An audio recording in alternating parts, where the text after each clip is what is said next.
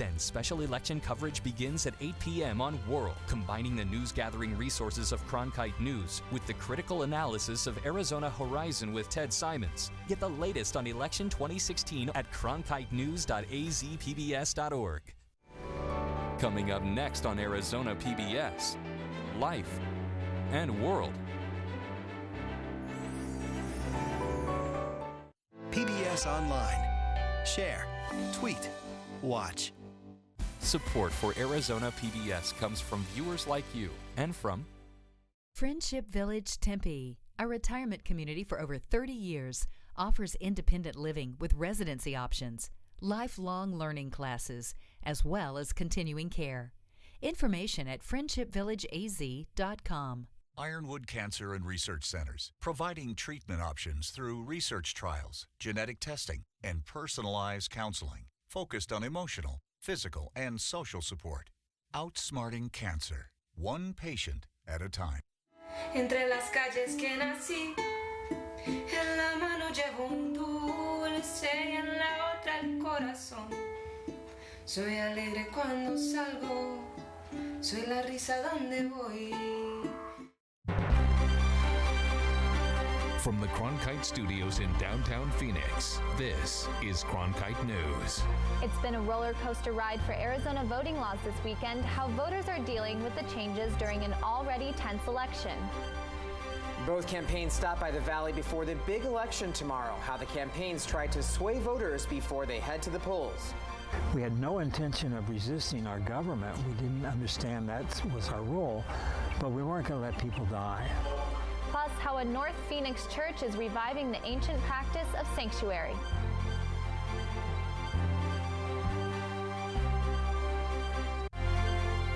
Cronkite News starts now. Good evening and welcome to Cronkite News on Arizona PBS. I'm Joey Carrera. And I'm Kate Pfeiffer. Thank you for joining us. There have been a lot of changes to voting laws in the past 3 days. Cronkite News reporter Claire Caulfield is in Washington, D.C. with the details. I'm at the U.S. Supreme Court, where justices recently held up an Arizona law against ballot harvesting, but not before a lower court made the practice legal for a brief period of time Friday. Under a state law passed this year, only relatives, roommates, or caregivers can turn in someone else's early voting ballot for them. But for a 24-hour period on Friday, ballot collecting by political campaigners was legal after a federal appeals court halted enforcement of the law. The advocacy group Basta Arpaio sent out this tweet on Friday offering to collect any ballots. Cronkite News reached out to the group today to see how many, if any, it collected and what it plans to do with those ballots. The Secretary of State's office said it will accept and count ballots dropped off by a campaigner if those ballots were collected in the legal time period. Advocates of the law say it protects against voter intimidation, while critics say it makes it more difficult for minorities and rural citizens to cast their ballot. This morning, the Arizona Democratic Party said it dropped off a small number of ballots that volunteers collected before the Supreme Court decision Saturday morning put that harvesting ban back into effect. The Supreme Court ruling capped a tumultuous week for Arizona voting laws that saw 6 ruling in 3 cases, and some of those rulings reversed a previous finding. Live in Washington, D.C., Claire Caulfield, Cronkite News.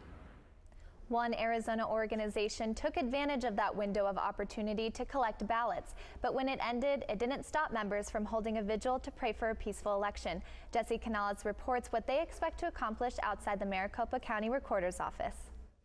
The group Promise Arizona works to help register voters, and they said it was a revelation when they learned they could collect ballots, but they say that moment of glee did not last long.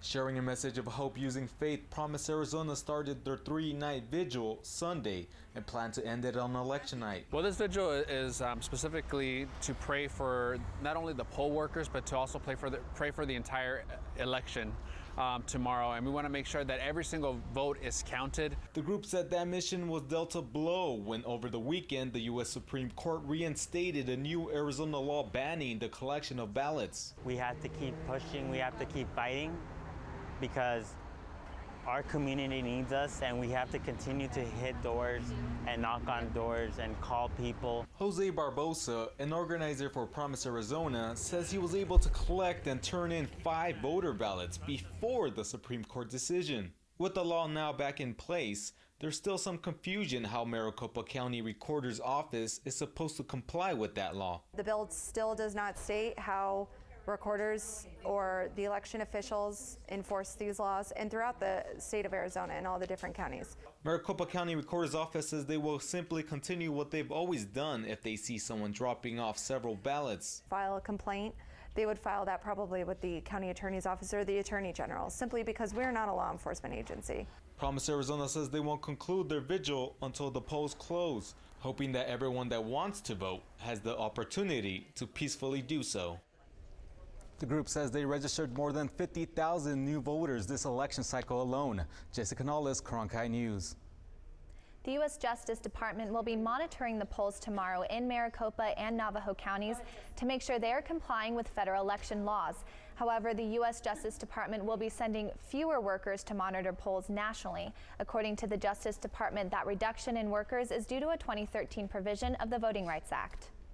Nearly 1.65 million ballots have already been cast in Arizona. That's the latest from the Arizona Secretary of State's office. Of that total number of early votes, 40% were sent in by registered Republicans, 33.6% by registered Democrats. Just more than 26% were sent in by voters registered as independent, third party, or non-affiliated.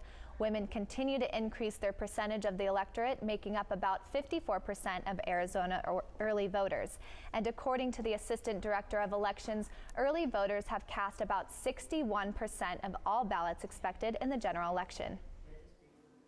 Both the Republican and Democratic parties have stepped up their campaign game since Arizona was declared a battleground state. Donald Trump Jr. campaigned for his father last Friday, and Senator Bernie Sanders for Hillary Clinton yesterday afternoon. Cronkite News reporter Alicia Gonzalez went to Bernie Sanders' rally for Clinton to get you an inside look. Bernie Sanders came to Central High School with about a 45-minute speech. He talked a lot about the different Democratic platforms, but always made sure to tie it back to why the American people need to give their support to Hillary Clinton now. Hillary will win if the voter turnout is high. She will lose if the voter turnout is low. Let's make sure that Arizona has the highest voter turnout in its history. Some voters came to show support for the party as a whole. I've never been very political before, but I think this time around, just seeing all the negativity with the Trump campaign, I thought it was important to be more visible and more supportive of the Democratic Party. Others were more interested to hear about a specific platform. I'm, of course, an educator. I've been teaching for 23 years, and I know that this is the right candidate that is going to do right for public education in Arizona. Arizona Republican Congressman Trent Franks said Bernie Sanders is spending the final hours of this campaign trying to manufacture enthusiasm for Hillary Clinton, but Arizonans aren't buying it. Voters here have heard Donald Trump's message and are ready for change in response to the senator coming to Arizona 2 days before the election. But the Trump campaign also hit up Arizona a couple times within the same week, most recently with the Republican candidate's son. I don't think we see it again in our lifetimes because I don't think we see someone from outside of the system who'd be willing to get in there and take it on, knowing full well what comes with it. The Trump supporters at the rally seem to be more focused on the economic plan of their nominee. Trump across the board wants to lower taxes. The more money people have in their own pocket, the more they can spend, the more people can be employed. So it's two completely opposite philosophies. This veteran said he supported Trump because of his military plans. That Trump is actually one of the ones that are saying we're going to go ahead and we're going to strengthen the military, but we're not going to get into any phony wars that we don't need to be in, so that the veterans actually know what they're fighting for. It seemed like the only thing both campaigns could agree on was that the American people need to get out and vote tomorrow. In the Broadcast Center, Alicia Gonzalez, Cronkite News.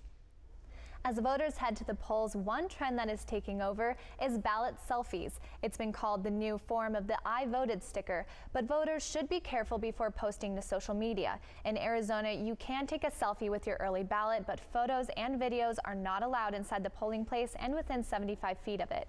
Be sure to join us tomorrow for live election night coverage. Cronkite News will bring you election updates right here during our regular 5 p.m. newscast, and will then be live on Arizona PBS 8.3 at 8 for the latest results and reactions from across the state. Kids visit school nurses all the time for things like cuts or bloody noses. Coming up, how one Valley school is saving students a trip to the doctor. Plus, kids go to showcase their business ideas at the Arizona Children's Business Fair. Why these kids are pinning their hopes for a successful business on buttons.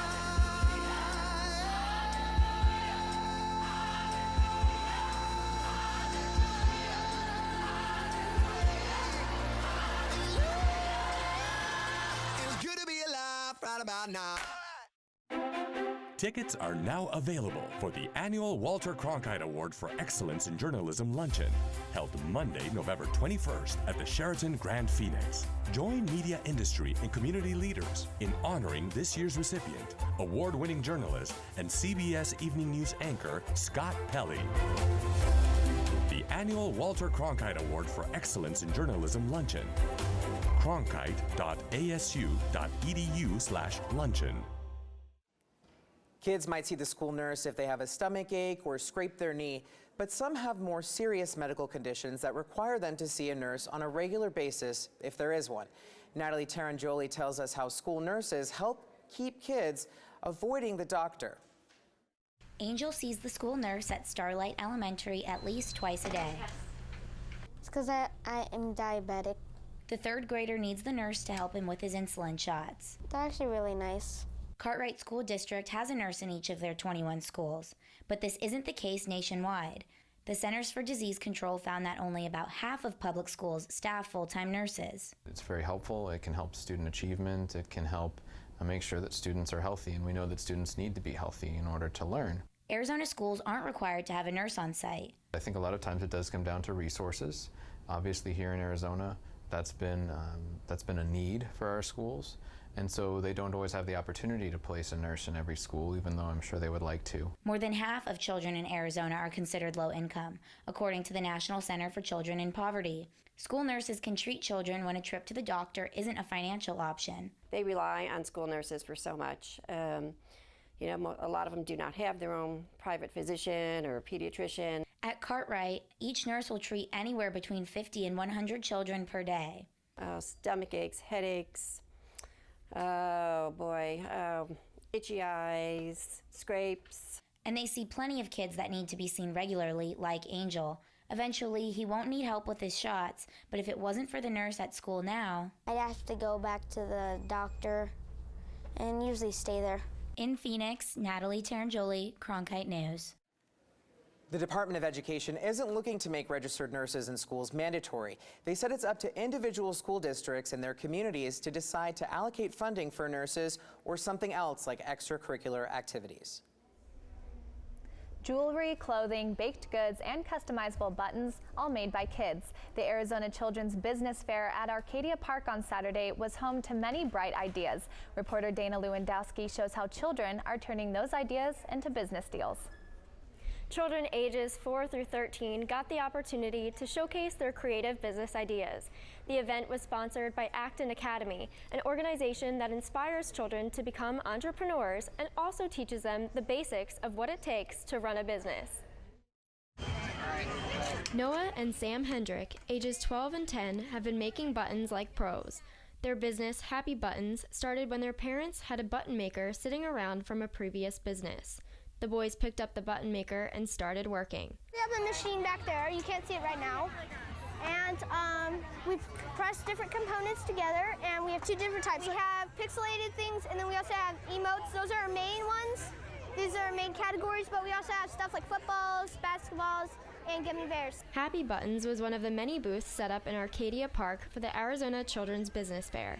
Business ideas ranged from t-shirts and tank tops from AZ Adventure to delicious baked goods from Annie's Apples. Each child had to state their sales pitch for their product, keep track of inventory, and work their charm on the customers to make sales. They've grown up learning how to be entrepreneurs, and you see it big time on display here, and that they just know. They know exactly what they're looking for and the sales points that they want to make, so it's pretty impressive.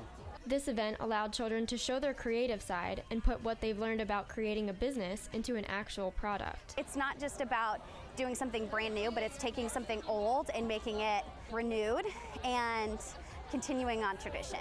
The people in the community purchasing their products aren't the only ones that love this event. It's very exciting. I love this. We did it last year, and it was very fun. The fair ended by awarding medals to the young entrepreneurs with the highest business potential, most original business, and best presentation.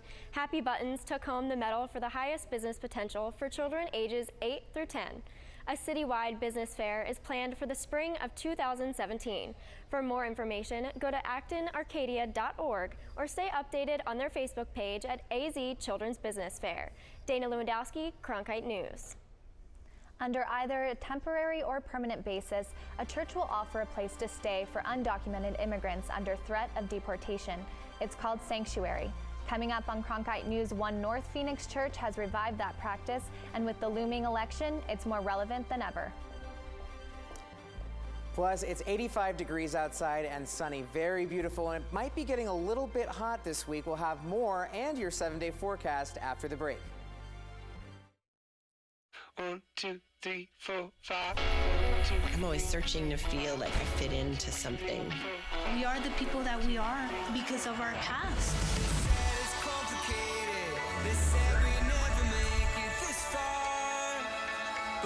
I'm just one of many who stopped being silent.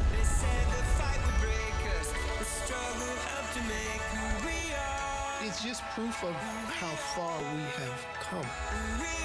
Make sure in all the hustle and bustle, we don't lose sight of why we're here. It all boils down to communicating the lives we live. If you look closely, they've got a story to tell. It connects with you in a very deep way. We wish you love, peace, and soul. Come with us on this great adventure.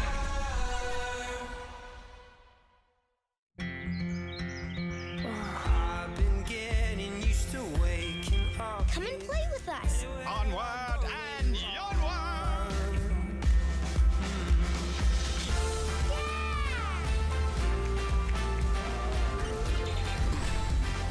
Good ideas open up a whole new world of possibilities. The more you know about history, the more you know about yourself. The sky is the limit. Where I go, there you are.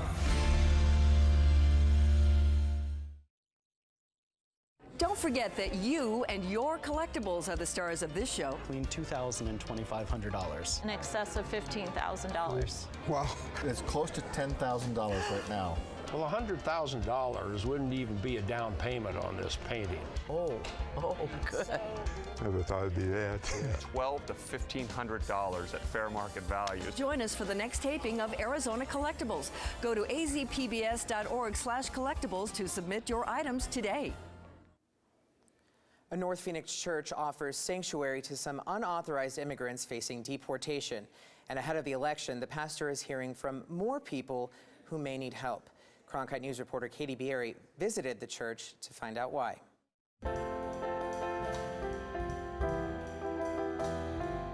Shadow Rock United Church of Christ has been Sixto Paz's home for the past 4 months. He's lived in the U.S. for 32 years, but now faces deportation. Porque te quitan tu libertad. They take away your liberty. They take away your family. They take away your whole world. but immigration authorities do not make a practice of detaining people at places considered sensitive, like churches and schools. We are not hiding anybody. When a person comes in here for sanctuary, we notify ICE immediately. This North Phoenix church and a few others are reviving the sanctuary movement that began in the 1980s to help Central Americans fleeing war. We had no intention of resisting our government. We didn't understand that was our role, but we weren't going to let people die. Now, there are concerns about a new spike in Central American migration. They are migrating north in order to get here before the presidential election, thinking that they're going to lose their opportunity for a better life. Fears about mass deportations could lead others already in the U.S. to seek a safe haven. Ismael has made Arizona his home for 25 years. Now he's living at the church. You're always thinking about your family. You don't sleep in your home. You don't sleep in your bed. You don't sleep with your family. Every time you lie down at night, you think of them. Although the church does offer sanctuary to Sixto and Ismael, their families still provide their food, which they cook every day. If the men leave the church, they risk being deported. Why be locked up here?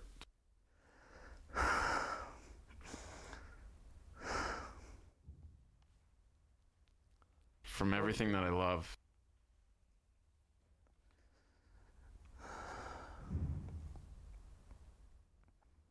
And everything that I've struggled for. In Phoenix, Katie Beery, Cronkite News. It has been months since the two men have slept in their own beds. Ismael marked his one-year anniversary living at the church this month. Local musicians are coming together in Scottsdale on Sunday to put on a benefit concert for the Standing Rock protesters. The concert will raise funds and supplies for Native Americans who are protesting the Dakota Access Pipeline. The all-day concert will take place at BLK Live in Scottsdale starting at 2 p.m. on Sunday. Tickets to the event cost $18 and all the proceeds will go to protesters in Standing Rock. You can also bring food donations and other supplies with you to the concert, and those will be shipped to the protesters. Event organizers say the event will be family-friendly all the way up to 10 p.m. A long, dry stretch of the Santa Cruz River could once again flow with water. Tucson Water has proposed sending heavily treated wastewater down the river through downtown Tucson. The river has been dry in this area since the 1940s because of groundwater pumping. In the past, Tucson Water has opposed these plans, but this new blueprint is backed by the utility company. Temperatures across the valley are pretty pleasant this afternoon, but they won't stay that way. Joey Carrera is in the Cronkite Weather Center with your Election Day forecast. That's right, Kate. Still 85 degrees right now and sunny, but winds are coming in from the north at around 5 to 11 miles per hour. So that's going to stick around. And actually tomorrow for the Election Day, we forecasted some strong gusts that will be around the valley. They'll also be concentrated in the southern part of our state. But around here, as you can see, all this blue that we're seeing, that's wind that could get up to at least 15 to 20 miles per hour. As you can see right here, Casa Grande, 16 miles per hour forecasted. In Phoenix, 14. Scottsdale, 12 miles per hour. And as the rest of the color fades off the map later into the night, the wind also will settle down. We'll take a look at your forecast tomorrow if you're going to go out to the polls. 66 degrees in the morning when you wake up.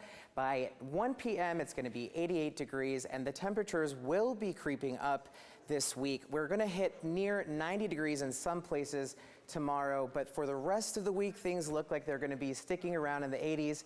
And it's going to be that absolutely beautiful time of year that we've all been waiting for. That's it for the weather right now. Kate, what do we have coming up after the break? After finishing in second to last place of the division, the Diamondbacks hire a new coach to take the team to the top. We'll introduce Coach Tori Lavello coming up next.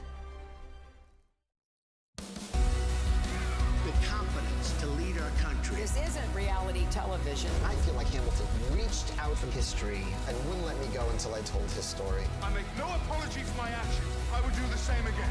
How have we come so far and yet have so far to go? Right there, coming up.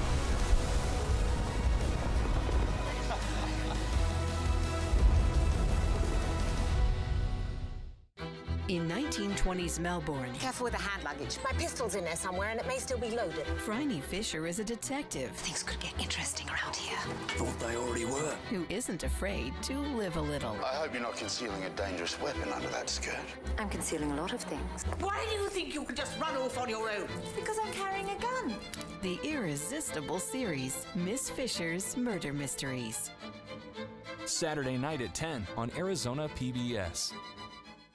Hi, I'm Charlie Rose. As part of the Walter Cronkite School of Journalism and Mass Communication at ASU, Arizona PBS is providing a state-of-the-art venue for the next generation of journalists. From newsrooms in Washington, Los Angeles, and here in Phoenix, students engage in real-time, real-world news reporting, broadcast production, and online innovation. The Cronkite School and Arizona PBS working together in new ways to bridge the classroom to the community in the digital age. The Diamondbacks have a new manager in their clubhouse. Torey Lovello is no stranger to a red hat, trading his Boston Red Sox cap for an Arizona Diamondbacks one today. Cronkite News reporter Christina Vicario introduces the new Diamondbacks manager. Torey Lovello became the 8th manager in Arizona Diamondbacks history Monday. It was a small slice of misfortune for one that allowed for his huge opportunity. Lovello took over as interim manager for the Red Sox when manager John Farrell took leave for cancer treatments. I want to say a quick thank you to John Farrell, who's a friend and mentor to me. Along the way, we've walked through some very difficult times. He was the guy that took a chance on me, that gave me my first opportunity, and basically helped me sit down in this seat today. Lovello won 28 of the 48 games he managed in Boston while filling in for Farrell. The GM of the Red Sox then, Mike Hazen, now his new boss with the D-backs. Anytime that you have that ability to communicate on that level immediately, I think it's a plus in our mind. Torey Lovello and Mike Hazen formed a close relationship while working together in the Boston Red Sox organization. Not only did Lovello follow Hazen to Arizona, but he also joked that he was feeling the separation from his former general manager. For me, it really couldn't have worked out any better. But certainly my connection to Mike was something that, for me, I never wanted to lose. And he was brought over here, and I was a little bummed out by that. There's a little separation now. Now, after an abysmal year for the Diamondbacks organization, in which it lost 93 games, Hazen is confident in the ability of his new manager and his old friend to turn things around. Can't really answer, what's happened in the past. I feel very good about what's going to happen in the future. In Phoenix, I'm Christina Vicario, Cronkite News. That's it for Cronkite News tonight. Thanks for joining us. We hope you join us tomorrow for all of our election night coverage. For top Arizona stories anytime, go to cronkitenews.azpbs.org.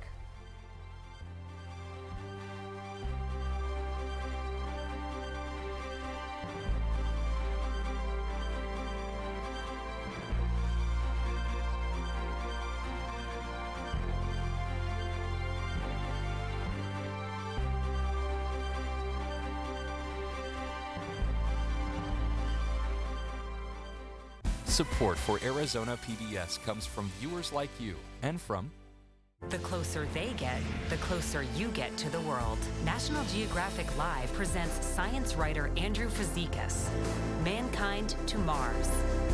National Geographic Live.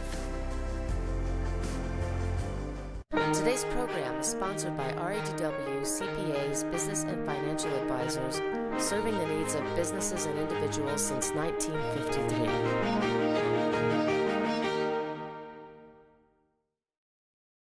I'm David Goldstein, owner of Biltmore Loan and Jewelry. We buy or loan on upscale assets. We have over 30 years of experience in determining values of automobiles, jewelry, art, collectibles, and antiques. For more information and appointments, biltmoreloan.com. Explore new ideas and new worlds here on Arizona PBS.